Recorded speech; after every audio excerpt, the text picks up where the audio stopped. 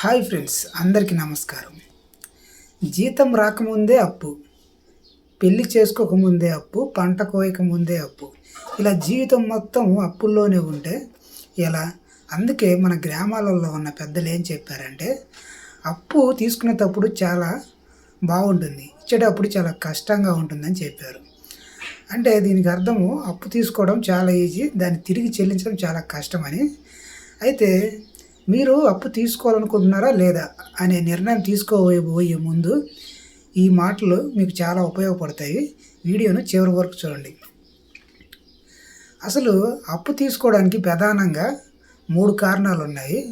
ఒకటి వచ్చేసి అవసరం, రెండోది వచ్చేసి అలవాట్లు, మూడోది వచ్చేసి అహంకారం అనమాట. ఈ మూడిటిని నేను వివరంగా ఒక్కొక్కటిగా చెప్తాను అనమాట. జాగ్రత్తగా వినండి. ఒకటి అవసరం అన్నాను కదా. అవసరం అంటే మనకు ఆరోగ్యం బాగలేనప్పుడు, ఇంకోటి మన పిల్లల చదువుల కోసం, ఇక పొలము అంటే పెట్టుబడి కోసము, పంట పండించుకోవడం కోసము, ఇలాంటివి ఇంకా చాలా ఉన్నాయి. ఇవన్నీ మంచి అవసరాల కోసం చేసే అప్పులు అనమాట. ఇవి మంచి అనమాట.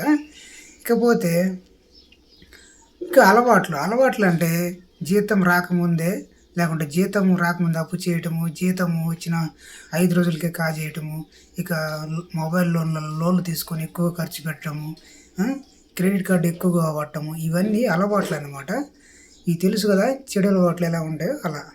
ఇక వచ్చేసి అహంకారం అంటే ఇది వచ్చేసి వేరే వాళ్ళ కొత్త బైక్ ఉంటే నీకు డబ్బులు లేకపోయినా ఈఎంఐలన్నా కొత్త బండి కొనుక్కోవడం. ఇక మీ పక్కింటి వాళ్ళు ఎవరో వాళ్ళ పెళ్లి ఫంక్షనో, లేకుంటే ఇంకొక ఫంక్షను, మెచ్యూరిటీ ఫంక్షను, దాంట్లో వాళ్ళు కొంచెం ఘనంగా చేసుకుంటే డబ్బున్నోళ్ళు కాబట్టి మీరు కూడా అప్పు చేసి అదే విధంగా వాళ్ళు ఏ విధంగా చేసి అట్లా చేయడం చాలా ప్రమాదకరం అనమాట. గర్వంగా ఉన్నప్పుడు మనం ఇప్పుడు అహంకారం వల్ల మనం అప్పులు చేస్తే మనకే ఇబ్బంది అనమాట. ఇక అప్పు చేసే ముందు నీకు నువ్వుగా ఒక 5 క్వశ్చన్స్ వేసుకోవాలన్నమాట. ఒకటి వచ్చేసి ఈ అప్పు మనకు అవసరమా? అంటే అవసరాన్ని బట్టి, ఇప్పుడు చదువుల కోసం, పెట్టుబడుల కోసం, అంటే పొలం, ఇలా ఆరోగ్య సమస్యలు ఉన్నప్పుడు అప్పు తీసుకోవడం తప్పు లేదు. ఆశలు అంటే మనము అప్పు చేసి వస్తువులు కొనడము, ఇంట్లో ఫ్రిడ్జ్ కానీ, టీవీలు కానీ, లేకుంటే కమ్మలు కానీ, ఇలాంటి డ్రెస్ షాపింగ్ చేయడం కానీ ఇలాంటివి చేయకూడదు. అవసరం ఉంటేనే అప్పు తీసుకోవాలి. ఇది మొదటి పాయింట్ అనమాట. ఇంకోటి వచ్చేసి ఒక వస్తువును నేను 6 నెలల తర్వాత కొనగలనా? అంటే ఒక వస్తువు మీద నీకు కొనాలని ఆశ ఉంది. ఆశ ఉన్నప్పుడు అప్పు చేసి కొనకుండా ఒక 6 నెలల తర్వాత అయినా నేను టార్గెట్ పెట్టుకోవాలి. ఈ వస్తువు నేను 6 నెలలు పనిచేసి కొనగలనని టార్గెట్ పెట్టుకుంటే మీరు 6 నెలలలోపు ఆ కోరిక నెరవేర్చుకోవడానికి పనిచేసి మిగిలించుకొని కొనుక్కుంటే ఈ అప్పు అనేది మీకు బెడద లేకుండా పోతుంది. కాబట్టి 6 నెలలు వేచి ఉన్న తర్వాత ఒక వస్తువు కానీ అప్పు చేసే ముందు ఇలా టార్గెట్ పెట్టుకుంటే మీకు అప్పు తీసుకోవాలా వద్దనే నిర్ణయం మీ చేతుల్లోనే ఉంటుంది. ఇక వచ్చేసి ఈఎంఐ మూడోది వచ్చేసి ఈఎంఐ అనమాట. ఈఎంఐ అంటే ఇప్పుడు ఉదాహరణకి నీకు 20,000 జీతం అనుకో, 20,000 జీతం అనుకుంటే నువ్వు బండి కొనుక్కుంటావు. అప్పుడు ఈఎంఐ ఎంత పెట్టుకుంటావు? 4,000 6,000 పెట్టుకోవాలి. కానీ నువ్వు కనీసం 8,000 పెట్టుకుని ఒకేసారి. అప్పుడు ఎలా ఉంటుంది తెలుసా? ఇంట్లో జరక్క 20,000కి 8,000 జైన్ పెడితే 12,000తో ఇంట్లో జరక్క ఫ్యామిలీ, పిల్లలు, చదువులు ఇవన్నీ ఇబ్బంది అవుతాయి. కాబట్టి ఈఎంఐని కూడా మనము కట్టే విధంగానే పెట్టుకోవాలి, మన స్తోమతను తగ్గట్టుగా. ఇక వచ్చేసి నాలుగోది వచ్చేసి అప్పు అవసరమా కాదా? అంటే అప్పు తీసుకోవడం అవసరమా కాదంటే ఎందుకోసం నువ్వు అప్పు చేస్తున్నావు? పెట్టుబడి కోసమా? పిల్లల భవిష్యత్తు కోసమా?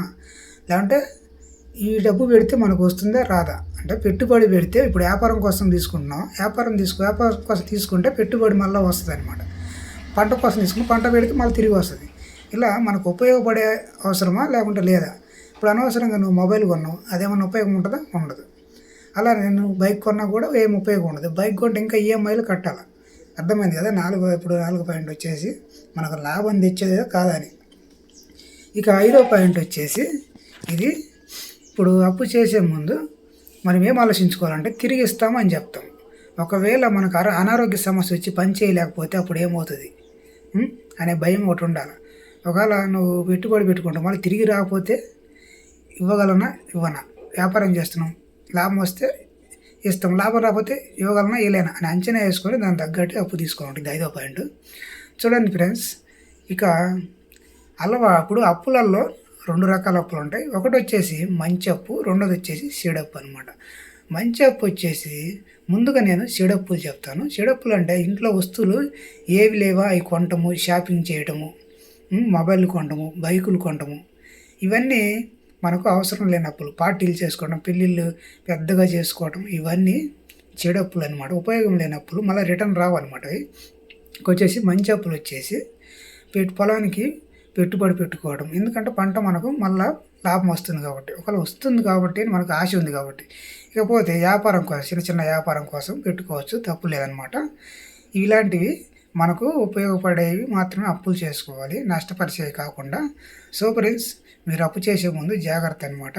మీకు అర్థమైంది అనుకుంటున్నాను. అర్థమైతే మన ఛానల్ని సబ్స్క్రైబ్ చేసుకోండి, లైక్ చేయండి, షేర్ చేయండి.